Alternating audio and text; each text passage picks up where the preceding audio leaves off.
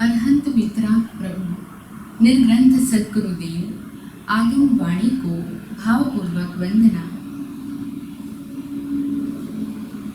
एक भिखारी था। वह ट्रेन में भीख मांगा करता था। एक दिन जब वह ट्रेन में भीख मांगने के लिए पहुंचा तो उसने वहां पर सूट बूट पहने हुए एक सेठ साहब को देखा।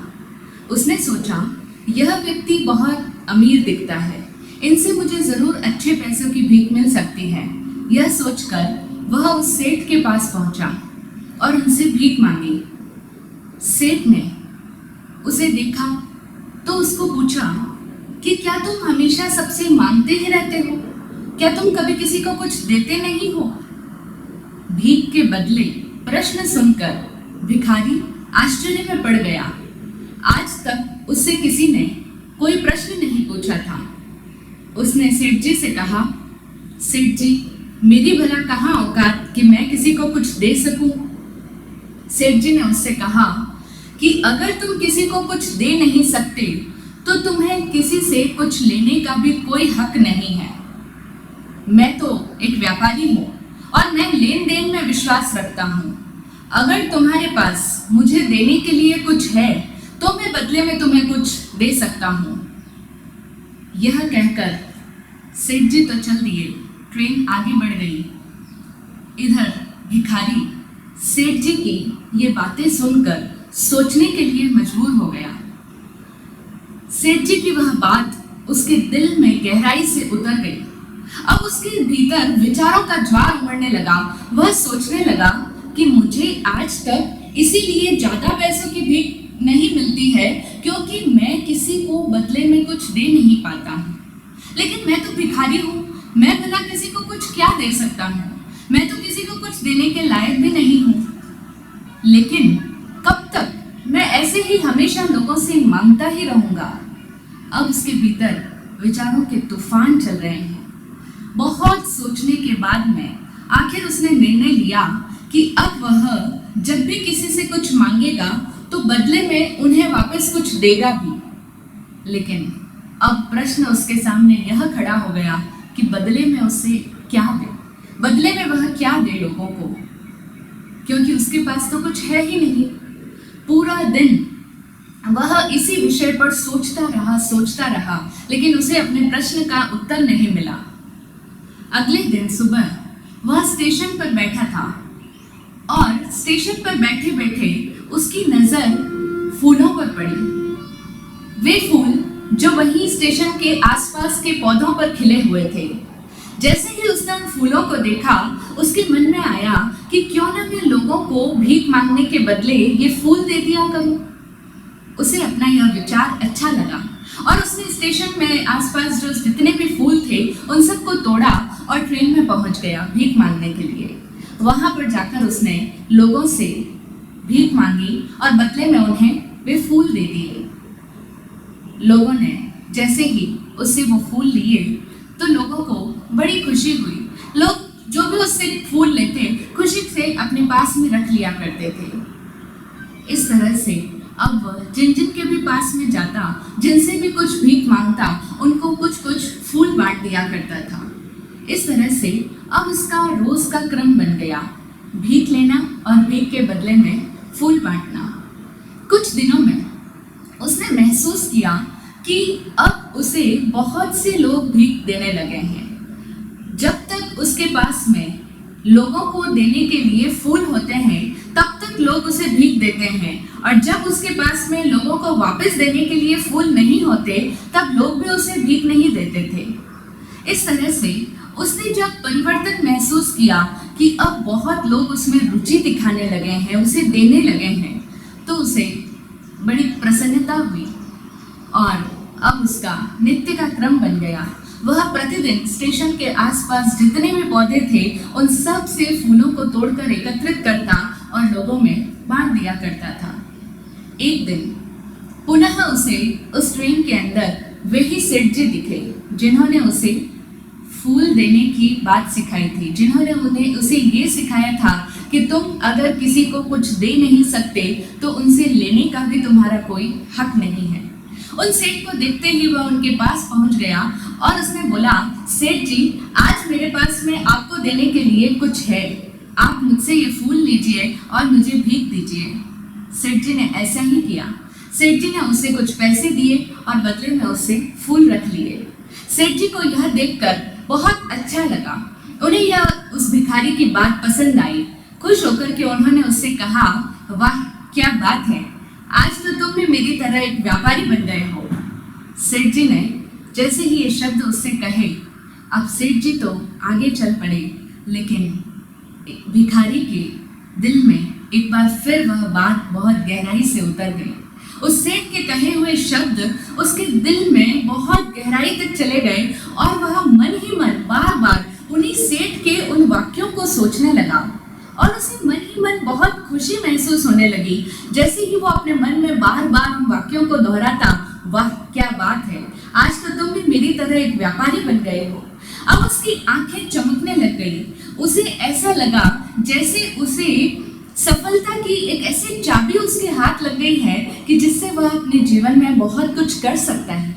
उसे एक नई प्रेरणा मिल चुकी थी। वह स्टेशन पर खड़ा होकर के बहुत खुशी के साथ में, बहुत ऊंचे स्वरों में ऊपर आसमान की ओर अपना मुंह उठाकर जोर जोर से बोलने लगा, अब मैं भिखारी नहीं हूँ, अब मैं भी एक व्यापारी हो गया हूँ।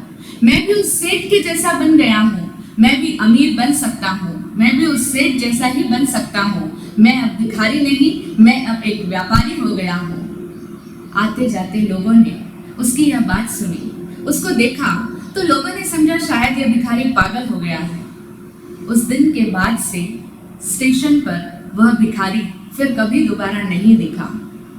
बहुत सालों के बाद में उसी स्टेशन पर एक बार फिर से सूट बूट पहने हुए दो लोग आमने सामने थे।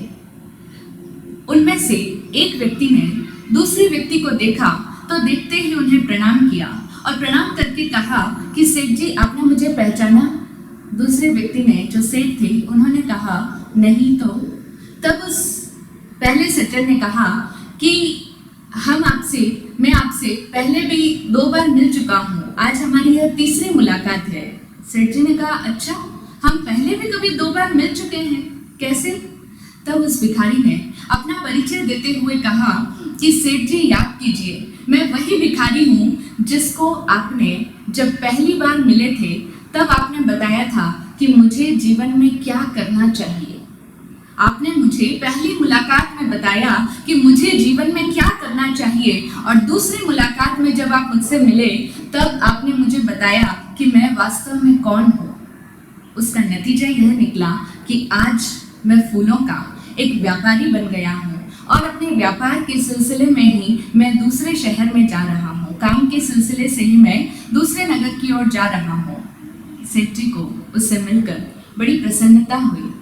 उस भिखारी ने बताया कि सेठ साहब, वास्तव में आपने मुझे इस प्रकृति का एक सूत्र दे दिया था। उस दिन सबसे पहली बार जब आप मुझसे मिले तो आपने मुझे इस दुनिया का एक सिद्धांत बताया कि यहाँ पर सब कुछ लेन देन से ही होता है।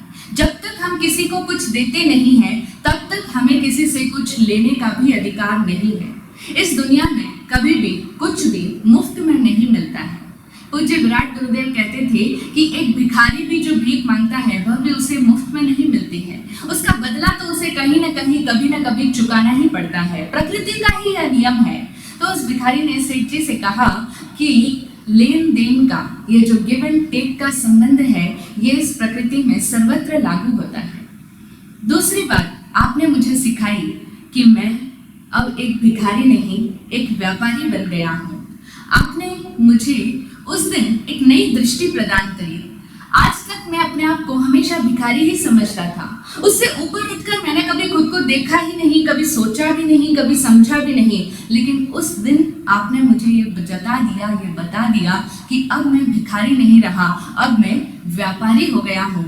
आपके वे शब्द कि अब मैं व्यापारी बन चुका हूँ मेरे भीतर गहराई तक चले गए और मैंने व्यापारी बनने का निर्णय ले लिया और उसी का परिणाम है कि आज मैं आपके सामने व्यापारी के रूप में हूँ। सेठ जी के वे शब्द कि अब तुम भिखारी नहीं व्यापारी हो, उस भिखारी के भीतर कितना बड़ा परिवर्तन ले आए, कितना बड़ा बदलाव आ गया उसकी जिंदगी में। कहाँ वह भिखारी की तरह जीवन जी रहा था और कहाँ अब वह स्वयं अपने पैरों पर खड़ा हो गया, एक बहुत बड़ा व्यापारी बन गया है। क्या हमने भी अपनी जिंदगी में कभी किसी से ऐसे शब्द कहे हैं जो कि किसी के जीवन स्तर को ऊंचा उठा दे, जिनसे किसी का जीवन ही पूरा बदल जाए, जिससे किसी की जिंदगी में क्वालिटेटिव डिफरेंस आ जाए, जिससे किसी के जीवन में, जीवन की गुणवत्ता में बहुत बड़ा परिवर्तन घटित हो जाए? शब्द ही तो होते हैं जो किसी को जीवन दे देते हैं। एक शब्द है जो किसी मुर्दे को जिंदा कर देते हैं और शब्द ही है जो किसी जीवित को मार भी सकते हैं। शब्द ही सम्मानित भी करते हैं और शब्द ही अपमानित भी करते हैं। शब्दों की जो तरंगे हैं वो इतनी ज़्यादा पावरफुल होती है कि उसमें बहुत सारी संभावनाएं छुपी होती है। शब्दों के द्वारा हम किसी से रिश्ते जोड़ते हैं, शब्दों से ही कोई हमारा अपना बन जाता है और शब्दों से ही हमारे रिश्ते टूट जाते हैं, रिश्ते बिखर जाते हैं, अपना भी पराया बन जाता है। यह बात तो हमारे व्यवहार में, हमारे जीवन में हम सब ने अनुभव की ही है कि शब्दों का हमारे जीवन में कितना बड़ा प्रभाव होता है। शब्दों से हमने भी बहुतों से रिश्ते जोड़े हैं और शब्दों के कारण ही हमारे से बहुतों के रिश्ते टूट भी गए हैं। इसीलिए शब्दों के प्रभाव से हम सब लोग वाकिफ हैं, जानते हैं हम शब्दों का महात्म्य कितना है। एक बार आत्मज्ञानी पूज्य श्री विराट गुरुदेव से किसी ने पूछा कि गुरुजी, वचन का मूल कितना? गुरुदेव ने कहा, इस पूरे लोक जितना। वचन का मूल कितना कि पूरे लोक जितना, पूरे लोक को मापे जितना यह वचन है। प्रज्ञापना सूत्र के अंदर भाषा पद का विस्तार से वर्णन मिलता है। वहां पर बताया गया है कि जो शब्द हम बोलते हैं, वह शब्द के जो परमाणु हैं, जो पुद्गल हैं, उनको हम इस प्रकृति से ग्रहण करते हैं। शब्द के परमाणुओं को हमें ग्रहण करना होता है और फिर जब हमारे मुंह से वो शब्द निकलते हैं तो वे शब्द सिर्फ सामने वाले के पास ही नहीं जाते हैं। शब्द पहले पूरी सृष्टि में फैलते हैं, पहले पूरे यूनिवर्स में, पूरे ब्रह्मांड में शब्द पसर जाते हैं, फैल जाते हैं और उसके पश्चात लौटकर सामने वाले को सुनाई देते हैं। अब जिस तरह के शब्द हम बोलते हैं, जो हमारे शब्दों की क्वालिटी है, उनके ऊपर निर्भर करता है कि पुनः हमें कैसे शब्द सुनने को मिलेंगे और वापस आगे भविष्य में हमें वचनों की यह लब्धि पुनः प्राप्त होगी या नहीं होगी। क्योंकि अगर हम अपने शब्दों का दुरुपयोग कर रहे हैं, ऐसे शब्द बोल रहे हैं जो कि जिनकी गुणवत्ता सही नहीं है, जो उपयुक्त नहीं है, अनुपयुक्त वचन बोल रहे हैं, तो हमें पुनः प्रकृति से ऐसी शब्दों की यह जो लब्धि है, यह पुनः दोबारा प्राप्त नहीं हो पाएगी। इसीलिए इन शब्दों की महत्ता बहुत अधिक है। आज वैज्ञानिक युग है, हम समझ सकते हैं कि जब हम किसी को फ़ोन मिलाते हैं, किसी को मैसेज करते हैं, तो वे हमारा मैसेज या वे हमारे शब्द डायरेक्टली उस व्यक्ति के पास में नहीं पहुंचते हैं। पहले वे सर्वर पर जाते हैं और फिर वहां से लौटकर उसके पास में जाते हैं। तो यही बात प्रज्ञापना सूत्र समझा रहा है कि इस प्रकृति के अंदर हमारे द्वारा बोले गए शब्द असंख्यात काल तक मौजूद रहते हैं।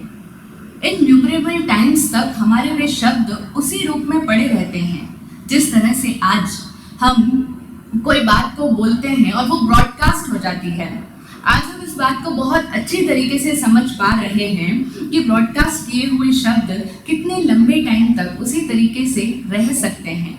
तो यह सब बातें समझें और हम भाषा के महत्व को अपने जीवन में समझें, क्योंकि भाषा को समिति में भी स्थान दिया है। भाषा समिति भी है और वचन गुप्ति भी है, वचन योग भी है और वचन पुण्य भी है। यानी ये भाषा, ये वचन, ये शब्द कितने ज़्यादा इम्पोर्टेंट है कि हर जगह पर इसको स्थान मिला है। मन, वचन और काया, ये तीन योग हर व्यक्ति के पास में है, हम मनुष्यों के पास में है कि हम मन से, वचन से और काया से, तीनों योगों के द्वारा ही हम इस संसार से संबंधित होते हैं। और इन तीनों में ही सबसे ज्यादा महत्वपूर्ण कौन है? वचन योग, जो हमें मन से भी जोड़ता है और काया से भी जोड़ता है। जो हमारे मन और काया को दोनों को जोड़े रखने वाला है वह वचन योग ही है। हम बात कर रहे हैं पिछले दिनों से पुण्य की, जिसमें बताया कि जो पुण्य है उसका एक प्रकार है वचन पुण्य। मन, वचन और काया पुण्य, ये तीनों पुण्य के रूप में भी है, क्योंकि वचनों के द्वारा बोल बोल कर हम पुण्य का बंध भी कर सकते हैं और ठीक इसके विपरीत बोल बोल कर अपने वचनों के द्वारा हम पाप कर्मों का बंधन भी कर सकते हैं। वाचिक पाप, पाप के 18 भेद शास्त्रों में बताए जाते हैं। 18 तरीके हैं, 18 प्रकार हैं जिनसे व्यक्ति पाप कर्मों का बंधन करता है। उसमें डायरेक्टली और इनडायरेक्टली बहुत सारे ऐसे पाप हैं जो सीधा वचन से रिलेटेड है, जो सीधा वचन से संबंध रखते हैं। पैशून्य, पर परिवाद, कलह, अभ्याख्यान, ये 4 पाप तो ऐसे हैं जो प्रत्यक्षतः वचन से संबंधित है। और इसी के साथ साथ मृषावाद जो है, जिसका अर्थ है कि व्यर्थ का वचन बोलना, यह भी वचन से ही संबंधित है।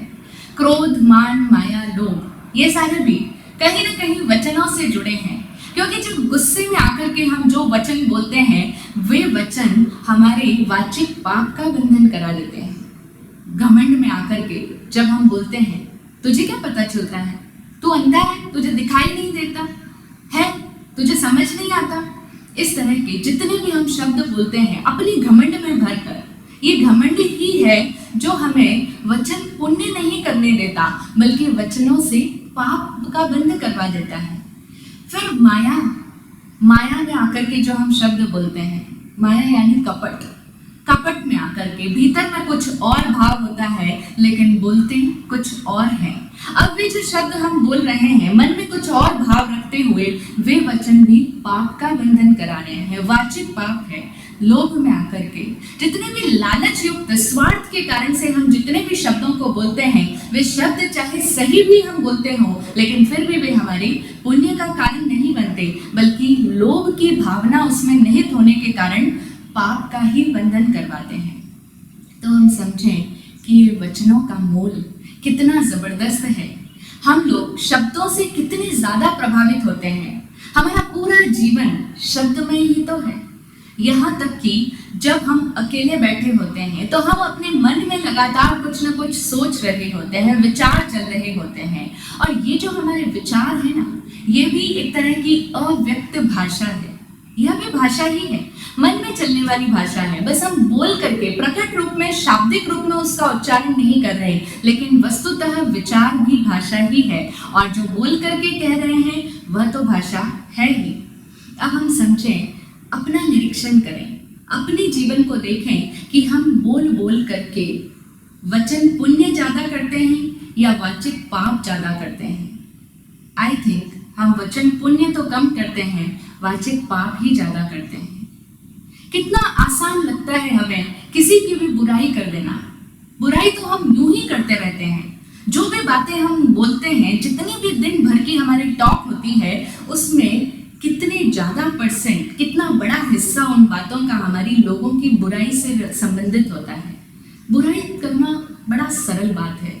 किसी की भी बुराई करनी हो, किसी की भी आलोचना करनी हो, क्रिटिसाइज करनी हो, किसी की भी निंदा करनी हो, किसी की भी चुगली करनी हो, बड़ा इजी लगता है हमको।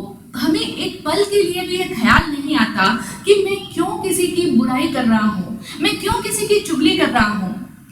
कितनी आसानी से, बड़े इजीली हम अपनी गलती के लिए भी दूसरों को आरोपित कर देते हैं, किसी को भी ब्लेम कर देते हैं, उसका नाम उठाकर लगा देते हैं कि हो ना हो इसने ऐसा किया होगा, इसके मन में ऐसे ही भाव रहे होंगे, ये व्यक्ति तो है ही ऐसा। कितना आसानी से हम बोलते समय एक पल भी ये सोचने में नहीं लगाते कि हम कैसे किसी पर कलंक लगा सकते हैं, कैसे हम किसी से झगड़ा कर सकते हैं, कलह कर सकते हैं, कैसे हम किसी की चुगली कर देते हैं, पैशनी कर देते हैं। अभ्याख्यान, अभ्याख्यान का मतलब होता है ब्लेम देना, किसी को आरोपित कर देना, और पैशनी का मतलब होता है चुगली करना, और पर परिवार का अर्थ होता है निंदा करना। ये सारे ही पाप हम अपने जीवन में लगातार करते चले जा रहे हैं। जितना भी हम बोलते हैं और जितना ज़्यादा हम बोलते हैं, जो व्यक्ति जितना ज़्यादा बोलता है वह व्यक्ति उतना ही ज़्यादा वाचिक पाप का बंधन कर रहा होता है, क्योंकि ज़्यादा बोलने वाला व्यक्ति यह जागृति भुला देता है कि वह क्या बोल रहा है। ज़्यादा हम अनावश्यक ही बोल सकते हैं, आवश्यक और सार्थक बातें तो बहुत थोड़ी हुआ करती है।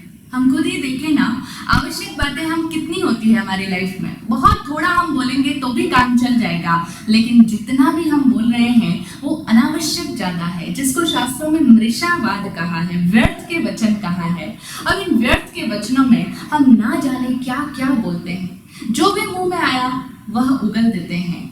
लेकिन आज से हम संकल्प करें, स्वयं के साथ हम अपना संकल्प करें, प्रतिज्ञाबद्ध हो जाएं कि मैं आज से यह सावधानी रखूंगा, इस बात का रोज प्रतिक्रमण करूंगा कि मैं व्यर्थ का कितना बोलता हूँ, अनावश्यक कितना बोलता हूँ। क्योंकि अनावश्यक बोलने वाला व्यक्ति बुराई भी करेगा, शिकायतें भी करेगा, निंदा भी करेगा, चुगली भी करेगा, आरोपण भी करेगा, ये सब बातें करेगा, किसी को ताना भी देगा। ताना देना कितना आसान है, हर व्यक्ति अपने घमंड में भरकर दूसरों को ताना देता है, दूसरों को सुनाता ही रहता है। बच्चे नहीं सुनते तो पेरेंट्स बच्चों को सुनाते हैं, पति नहीं सुनता तो पत्नियां पति को ताना देती है, तुम किसी बात को समझने के लायक ही नहीं हो, तुम में काबिलियत ही नहीं है। ना जाने कैसे कैसे शब्द हम बोलते हैं, प्रेम भरे शब्द बोलना तो जैसे आज हम भूल ही गए हैं। आज लोगों को, पेरेंट्स को अपने बच्चों को सिखाना पड़ता है कि बेटा किसी से जब बात करो तो उनसे रिस्पेक्ट से बात किया करो, वो बड़े हैं, तुम्हें उन्हें आदर करना चाहिए, तुम्हें उन्हें ऐसे शब्द नहीं बोलना चाहिए, उनको रिस्पेक्टफुल शब्द बोलो। ये सिखाने की आवश्यकता क्यों पड़ने लगी आज? क्योंकि वे संस्कार नदारद हो गए। जब हमारे भीतर ही ऐसी वृत्ति नहीं रही तो हमें बच्चों को भी तो सिखाना ही पड़ेगा, वे हमें देखकर ही तो सीख रहे हैं। जब उन्होंने हमें ही देखा है लोगों से डिसरिस्पेक्ट से बात करते हुए, लोगों को डीमोटिवेट करते हुए, लोगों की बुराई करते हुए, लोगों की निंदा चुगली करते हुए, तो वे कैसे वचन पुण्य के महत्व को समझ पाएंगे? हम अपने जीवन में वचन से पुण्य करना सीखें। वचन से पुण्य करने के लिए सबसे पहले हमें अपनी वाणी को प्रेममय बनाना होगा, मधुर बनाना होगा, मीठा बनाना होगा। कहा है कि कौवा काको लेत है, कोयल काको देत, कौवा काको लेत है, कोयल काको देत, मधुर वचन सुनाए के जग अपना कर लेत। मधुर वचन सुना करके कोयल इस पूरे जगत को अपना कर लेती है, लोगों को वश में कर लेती है, सबको सुहाती है। कौवा किसी से कुछ लेता नहीं है, लेकिन चूंकि उसकी वाणी कठोर होती है, किसी को अच्छी नहीं लगती, तो मधुर वचन बोल करके कोई व्यक्ति इस दुनिया को अपना बना सकता है। लेकिन हमें इससे यह नहीं समझना है कि हमें मधुर वचन सिर्फ इसलिए बोलने हैं कि ताकि लोग हमारे अपने बन जाएं। अगर हम लोगों को अपना बनाने के लिए, अपने मतलब के लिए अगर उनकी तारीफ करते हैं, उनको मीठे शब्द बोलते हैं, तो वह तो स्वार्थ भरा मोटिव ही हुआ, वह तो लालच युक्त वचन हुआ। और लोभ से प्रेरित होकर के कहा गया हर शब्द फिर से पुण्य का नहीं बल्कि पाप बंध का ही कारण बन जाएगा। इसीलिए हमें चापलूसी नहीं करनी है। कई बार लोग चापलूसी कर लेते हैं कि हम तो मधुर वचन बोल रहे हैं ना, कहते हैं वचन पुण्य करो, वचनों से पुण्य करो, तो हम लोगों की जी भर कर, दिल खोल कर प्रशंसा करते हैं। वे नहीं जान पाते कि वे प्रशंसा नहीं कर रहे बल्कि वे चापलूसी कर रहे होते हैं। क्योंकि प्रशंसा और चापलूसी में एक फर्क है। प्रशंसा उसे कहते हैं जो सच्चे दिल से निकलती है, और चापलूसी जो सिर्फ जुबान से बोली जाती है लेकिन उसमें दिल का कोई भी भाव जुड़ा नहीं होता है। चापलूसी में व्यक्ति के भीतर स्वार्थ निहित होता है, सच्ची प्रशंसा में स्वार्थ नहीं भरा होता है। निस्वार्थ होकर के जब हम किसी की तारीफ करते हैं तो वह तारीफ सुनना सबको प्रिय है। हम स्वयं अपने ऊपर ही नजर डालें ना, हमें भी तो जब हमारी कोई तारीफ करता है, जब हमें कोई अप्रिशिएट करता है तो कितना अच्छा लगता है। हम मोटिवेटेड हो जाते हैं, हम उत्साहित हो जाते हैं, हम प्रेरित हो जाते हैं, और प्रेरित होकर के हो सकता है हम अपनी योग्यताओं का ज़्यादा से ज़्यादा निष्पादन कर पाएं, हम ज़्यादा से ज़्यादा सफल होकर के काम कर पाएं। तो हम समझें कि जब तारीफ की जाती है तो व्यक्ति के भीतर का उत्साह दोगुना हो जाता है। विलियम जेम्स के शब्दों में कहें तो विलियम जेम्स कहते हैं कि प्रशंसा हर किसी को अच्छी लगती है। हर किसी के दिल की गहराई में यह लालसा छुपी होती है कि उसे सराहा जाए, उसे एप्रिशिएट किया जाए। यह एक स्थायी मानवीय भूख है, यानी हर मनुष्य के भीतर प्रशंसा पाने की, सराहना पाने की एक भूख होती है। और वह दुर्लभ व्यक्ति जो लोगों की इस प्रशंसा की भूख को संतुष्ट करना जानता है, सबको अपने वश में कर लेता है। हम अपने जीवन में कितनी बार अपने आसपास अपने से जुड़े हुए लोगों की, अपने ही पेरेंट्स की, अपने ही बच्चों की, अपने साथियों की, अपने दोस्तों की, अपने कर्मचारियों की, अपने साथ में काम करने वाले सहकर्मियों की सच्ची प्रशंसा करते हैं। कितनी बार करते हैं हम तारीफ। एक ग्रामीण महिला थी, बड़ी सीधी थी, भोली भाली थी। किसी दिन भर की थकान, मेहनत भरा काम करने के बाद में थके हारे जब उसके पति और उसका बेटा उसके घर आए, तो शाम को खाना परोसते समय उसने उनके सामने भोजन की थाली नहीं बल्कि भूसे का ढेर रख दिया। जैसे ही उसके पति ने और उसके बेटे ने उसकी ये विचित्र सी हरकत देखी तो वे झुंझला गए और उसकी इस विचित्र हरकत का कारण पूछा। तब उस महिला ने उन्हें जवाब देते हुए कहा कि क्या तुम लोगों को पता चलता है कि तुम लोग भोजन नहीं कर रहे, तुम्हारे सामने ये भूसे की थाली आई है, क्या तुम्हें पता चलता है? मैं 20 वर्षों से तुम्हारे लिए खाना बना रही हूँ, लेकिन तुमने आज दिन तक एक बार भी मुझे कभी ये नहीं बताया कि तुम भूसा नहीं खा रहे हो। कहने का मतलब क्या समझे हम? मतलब वह लेडी यह कहना चाहती थी कि 20 वर्षों से वह अपने पति को और बच्चे को भोजन करा रही है, लेकिन एक दिन भी उन लोगों ने उसे यह नहीं बताया कि वे भूसा नहीं खा रहे हैं, बल्कि वे स्वादिष्ट भोजन कर रहे हैं और उसके द्वारा बनाया गया भोजन उनको पोषित कर रहा है। एक भी शब्द उनकी तारीफ में, उस महिला की तारीफ में उनके मुंह से नहीं निकले। ये बात बताने के लिए उसने कहा कि 20 वर्षों से तुमने कभी ये नहीं बताया कि तुम भूसा नहीं खा रहे हो।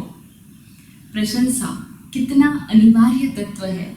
जिस तरह से भोजन, अन्न हमारे शरीर को पुष्ट करता है, उसी तरह से चंद प्रशंसा के शब्द हमारे आत्मसम्मान को पुष्ट करते हैं। जैसे उस सेठ ने उस भिखारी को व्यापारी बना दिया।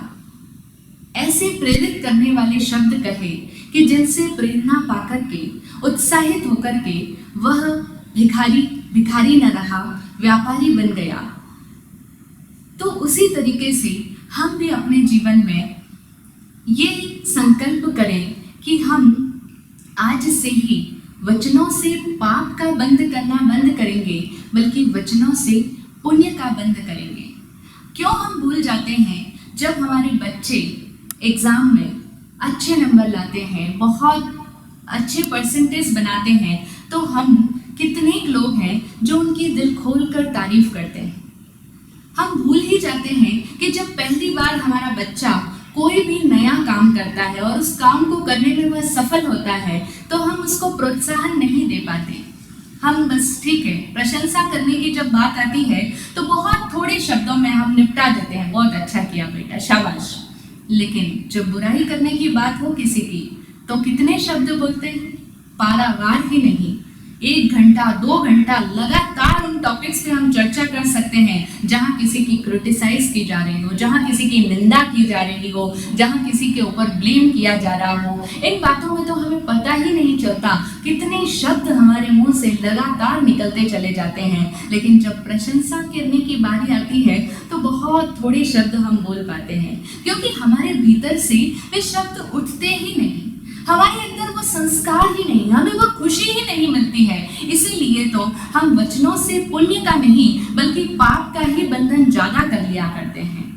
कई माताएं कहती हैं कि हमें अपने बच्चों की स्वस्थ आलोचना, हेल्दी क्रिटिसाइज तो करनी ही पड़ती है, क्योंकि अगर दिन रात लोगों की, बच्चों की तारीफ ही करते रहेंगे तो बच्चे बिगड़ जाएंगे। और बच्चों को समझाने के लिए कई बार उन्हें बुराई भी करनी पड़ती है, कई बार उन्हें डांटना भी पड़ता है, कठोर शब्द भी बोलने पड़ते हैं। लेकिन हम एक बात समझें कि बच्चा कोई भी बात को कठोर स्वरों में नहीं बल्कि प्रेम से कही गई बात को ही अपने दिल के अंदर तक उतार पाता है। हमें भले ही इस बात पर विश्वास ना हो, हम भले ही फिर भी ये कहते आए कि आज की दुनिया में कोई भी प्रेम की भाषा नहीं समझता, लेकिन ऐसा नहीं है। हम सिर्फ अपनी कसौटी पर कसें। अगर हमें प्रेम युक्त वचन कोई बोले, प्रेम से समझाए, तो हमें अच्छा लगता है ना। तो जो हमें पसंद है वही तो सबको पसंद है। सामने वाला व्यक्ति हमसे जरा भी भिन्न नहीं है, वह भी हमारी ही तरह है। अगर हमें कोई प्रेम से बोले तो हमें समझ आता है, हमें मधुर शब्द अच्छे लगते हैं। ठीक उसी तरीके से हर व्यक्ति को प्रेम से कही हुई बात दिल में उतरती है। अभी भले हमें लगे कि उसने हमारी बात को कोई तवज्जो नहीं दिया, कोई महत्व नहीं दिया, लेकिन वो शब्द प्रेम से कहे गए शब्द उसके दिल में उतर चुके हैं और किसी न किसी दिन वो आपके प्रेम भरे शब्दों को अपने जीवन में जरूर आचरित करेगा। हमें किसी को भी डांटने की, फटकारने की जरूरत नहीं है। अगर उसे सुधारना भी है तो प्रेम से कहे हुए शब्दों के द्वारा भी उसे सुधारा जा सकता है। किसी दिन एक पुस्तक में एक वाकया पढ़ा था कि एक इंजीनियरिंग कंपनी थी जिसमें एक सुरक्षा प्रभारी था। उस व्यक्ति का यह दायित्व था, उसके ऊपर यह जिम्मेदारी थी कि वह कंपनी के सारे कर्मचारियों को हेलमेट पहनने के लिए प्रेरित किया करे। उसे यह ध्यान रखना होता था कि सारे कर्मचारी फील्ड पर जब काम कर रहे हैं तो उनके हेलमेट पहना हुआ है या नहीं है, क्योंकि हेलमेट उनकी सुरक्षा के लिए जरूरी था। तो वह व्यक्ति अपना संस्मरण लिखते हुए बताता है कि जब वह पहले बहुत कठोर हुआ करता था, वह जब भी फील्ड पर लोगों को देखता कि कर्मचारियों ने हेलमेट नहीं पहना है तो वह उनको नियमों का हवाला देता था और स्ट्रिक्टली कहता था तुम्हें पहनना पड़ेगा, हेलमेट पहनो। उसके डर से कर्मचारी थोड़ी देर के लिए तो हेलमेट पहन लेते थे, लेकिन जैसे ही वो वहां से चला जाता वो लोग अपना हेलमेट वापस उतार कर रख देते। पता तो उसे चल जाता था। इसीलिए एक दिन उसने निर्णय लिया कि अब वह अपना तरीका बदलेगा। कितने भी उनको रूल्स समझा दो, कितने भी उनको स्ट्रिक्टली उनको बता दो कि तुम्हें रूल्स का फॉलो करना पड़ेगा, लेकिन फिर भी कोई भी उसके सामने रहता तब तक ही रूल्स को फॉलो करता। वहां से उसकी दृष्टि से ओझल होते ही वे लोग हेलमेट को उतार कर रख देते थे। उसने अपने तरीकों को बदलने का फैसला लिया। अब जब भी वह फील्ड पर जाता तो वह कर्मचारियों से बड़े प्यार से बात करता और कहता कि क्या यह हेलमेट आपको कंफर्टेबल नहीं है, क्या इसकी फिटिंग सही नहीं है। देखो, हेलमेट पहनने के ये फायदे हैं। हेलमेट पहनने से हमारी ही सुरक्षा होती है और हमारी सुरक्षा के लिए हेलमेट पहनना कितना ज़्यादा आवश्यक है। इस तरह से वह मीठे स्वरों में, मुस्कान के साथ में सबको अपना बनाते हुए जब उस हेलमेट पहनने के फायदों के बारे में उन कर्मचारियों को बताता तो कर्मचारियों के मन में भी धीरे धीरे उसकी यह बात उनके दिल में उतरनी शुरू हुई और अब वे लोग अपनी इच्छा से हेलमेट पहनकर रखने लगे और उनके मन में अब उस सुरक्षा प्रभारी के प्रति कोई दुर्भावना नहीं पनपती। अब वे उसके लिए बुरा नहीं सोचते। आज दिन तक क्या हुआ करता था, जब वे सुरक्षा प्रभारी कर्मचारियों से स्ट्रिक्टली उनको फॉलो करने को कहते थे तो वे लोग उसके बारे में बुरी भावना प्रसारित करते थे। उन्हें अच्छा नहीं लगता था। जब भी हम किसी की आलोचना करते हैं तो उसका कोई फायदा नहीं होता, क्योंकि आलोचना करके जो हम बात समझाना चाहते हैं, जो हम बात उससे करवाना चाहते हैं, वो बात कभी भी नहीं करता है। तो फिर आलोचना करने का क्या फायदा हुआ। इसीलिए आलोचना ना करें। आज से ही हम समझें और अपने इन अनमोल वचनों का प्रयोग बड़ी सजगता से, बड़ी सावधानी से करें। वचनों से पुण्य का सृजन करें, ना कि पाप का। वाचिक पाप को अपने जीवन से दूर करें, तभी हम वचन पुण्य को अपने जीवन में अपनाएंगे। सद्गुरुदेव से यही प्रार्थना कि हमें यह सद्बुद्धि आए कि हम अपने वचनों को संभाल कर प्रयोग करें और वचनों से पुण्यवाणी को बढ़ाएं। जय हो।